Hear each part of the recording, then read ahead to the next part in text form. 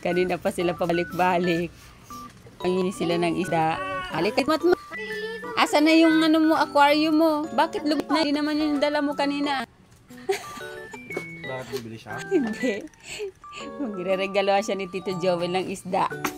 Anong gagawin mo dyan? Gagawin mo dyan, lumaki yung isda. Prituhin. Ikaw, bigyan ka na? Apo. Ang isda. Anim po. Ang gagawin mo doon pag lumaki? Pagka nanak po, bibigyan ko na lang po din yung po. Oh, very good. Ikaw, anong purpose mo? Ba't gusto mo magkaroon ng isda?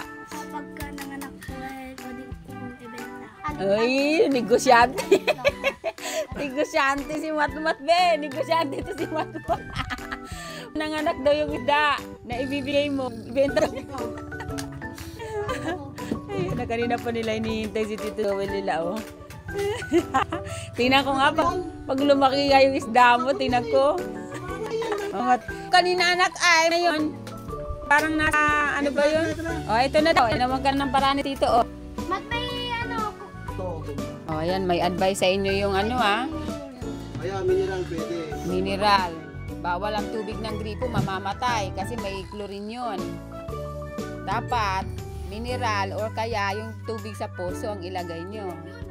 O yun, very good. Alagaan nyo mabuti ha, kailangan paramihin nyo yan. Ayan na, manguhuli na si boss. napakadami ka.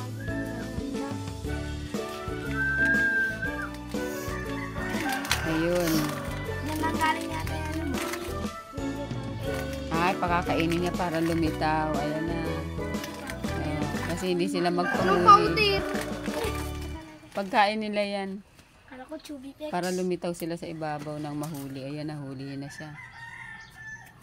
Chubby pex, mayroon din sa bahay namin. Oh, lusot. Dalawa agad. Yun na. Uy, dito ka. Uy, nalaglag.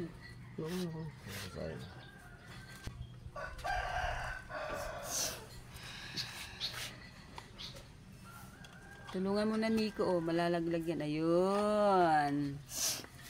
1 point. 2 points na pala yun. Uy, maganda yun. May kulay. Ayan, no. May kulay yung ano, buntot.